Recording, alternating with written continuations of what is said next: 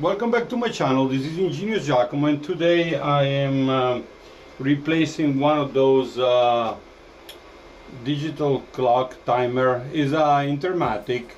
The issue I'm having with this one is only like a few years old, but already replaced the little mechanical motor, the motor like twice. I don't know why the motor after a while is not keeping time correctly, so it's running behind. I have to adjust it every couple of weeks, so I got sick and tired of it. And the digital one is like 60, my god, 80 bucks, 60 something dollars for even the cheapest brand. So I decided to go a different way, since this is rated 15 amps, and I went with this one. It was a Devin Wells, is also a 15 amp. It has a digital timer. It has a battery backup built in. It has daylight saving time, I'm pretty sure it does. So there's a lot of feature on it. It's very good for that.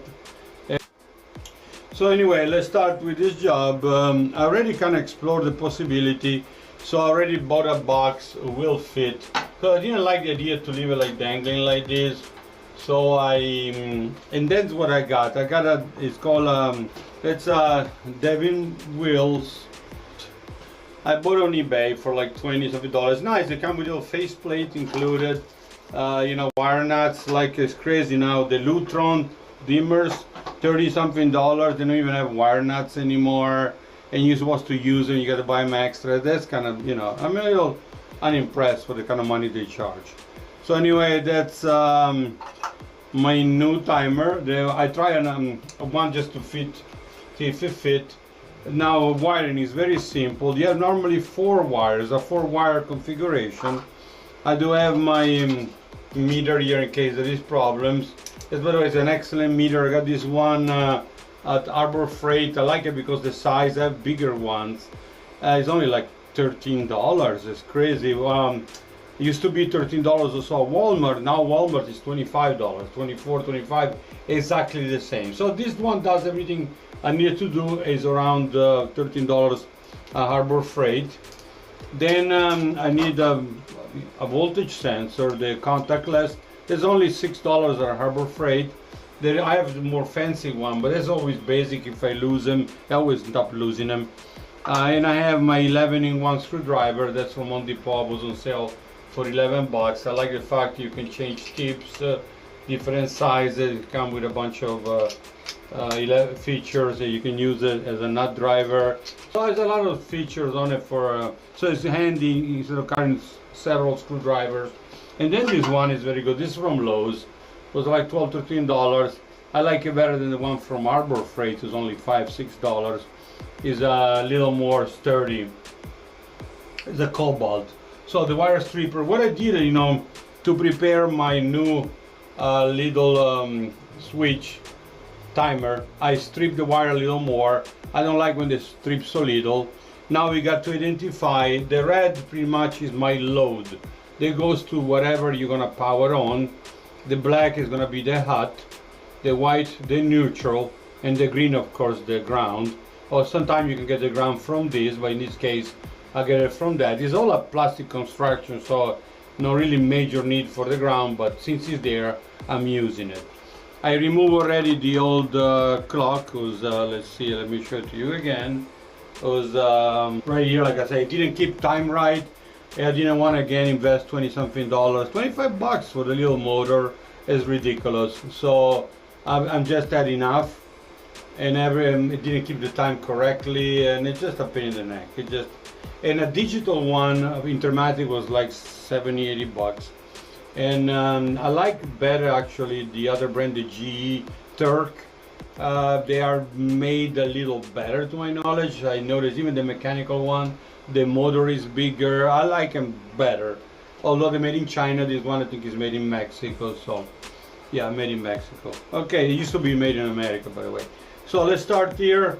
We identify number one. I go by color, but also it's always good to verify. So this one, the black, is always my hot. This is my load. This is my neutral, and this is my ground. So let's start with the black, and then we're gonna mount our box. So the black is the hot. Once I take the hot out, And you know, if you, it's always good to use rubber gloves. I have them, so you don't get shocked. But that's the one. There is no power anymore. That's the only one I got to be careful. The hot. The moment I disconnect the hot wire, even the red, who's my load, going to the lights, doesn't have any power anymore. So, and all those wires were into the old timer. I just experimented with the digital timer, see how it will fit in the box, and it's a perfect fit. And I'm gonna install my little box there. So that's it's gonna be my load. I mean going to the load, to the lights. And the color code actually match with the one of the little timer.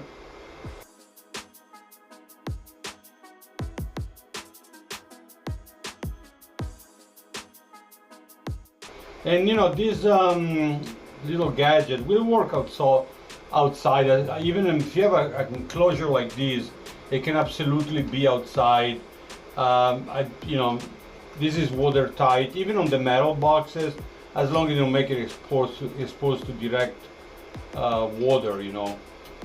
So now I'm gonna mount my little box. The box is only like $1 at Lowe's. I went with plastic, and I'm gonna use. You can use if it's mounted on drywall like this one.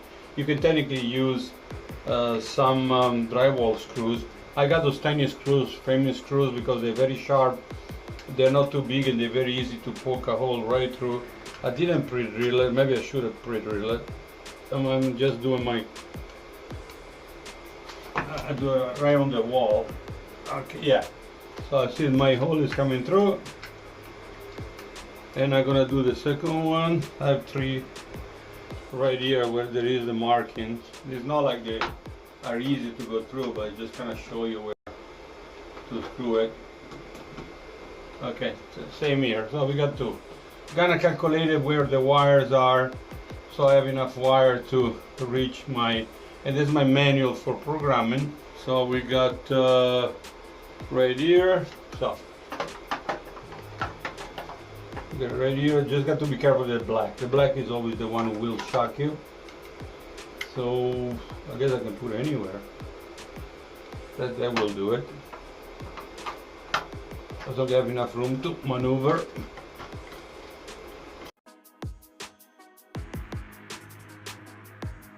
There it is. A little harder than I thought.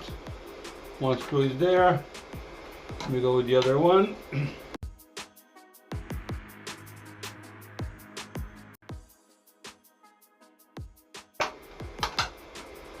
Let's see another screw. Can put one there.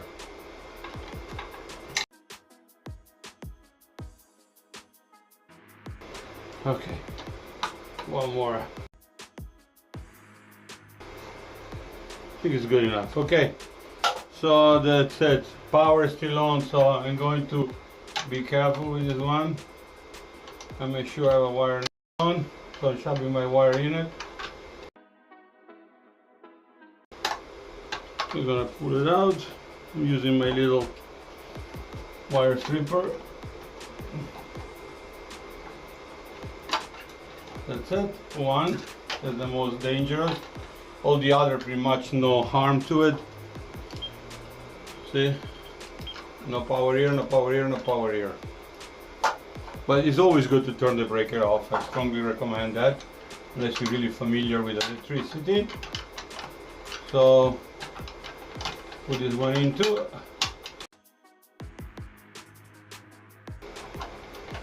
Now the neutral, I can actually do outside this one. There is enough wire on that, so I keep it simple inside the box. So I will do that externally. I could do actually all of them externally. Take one. Okay. So my 3 main wires are in, and that's my new little timer. Let's start with the red. And the only one I'm gonna be careful is the black. So that's it. I mean, normally it's supposed to twist them together, but if you're very careful, the like this. That it doesn't go anywhere. So now the white, we neutral.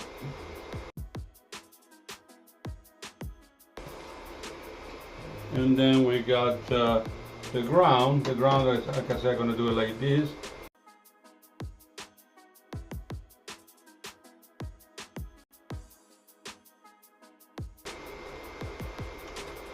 You got the ground, and now the bad boy, the hot. So that's the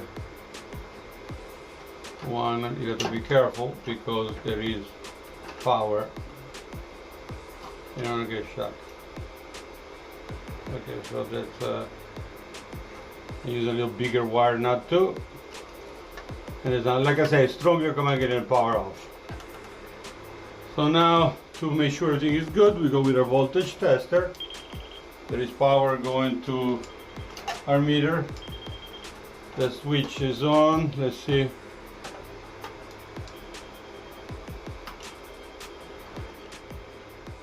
So that's my. I got to check it. And now the programming part. So anyway, all my wiring is being done. I mounted my little box. Like I said, there was $1 at Lowe's. I did a little punch out for the wires. That's my neutral ground that I did on the outside. That's my hot. It's gonna go inside. I just hope I have enough room for all those wires. Maybe I should have done them on the outside with the wire nuts. No, I think there is room. So that's here. Yeah, because those are a bit bigger, you know. Those doesn't need to be completely in anyway because it's an enclosure. Okay, now the screws. That's fine. I think that's okay. Let me find my screws. So my timer is on. I just need to do the programming. Now it's on. And just need to mount my screws. Oh, I found them. And it actually has a little faceplate who came with it. It's actually nice. Next time I think instead of the connection here, I do them on the outside. Just to keep them more simple. Since it's already enclosed. Okay, good. The other screw.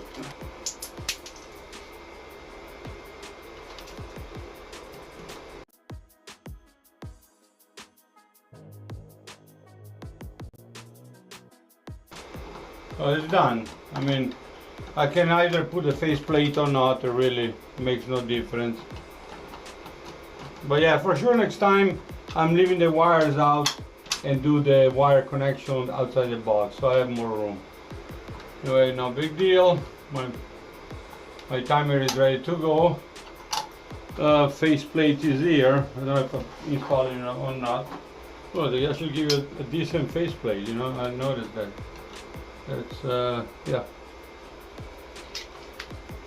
So that's my 11 and 110 guard, because you think they will do the screw. They can be either Phillips or flat. They're flat, so I'm going with that.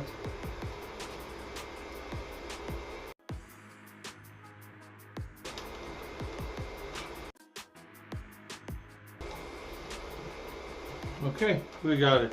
We'll tie up a little more. Cover.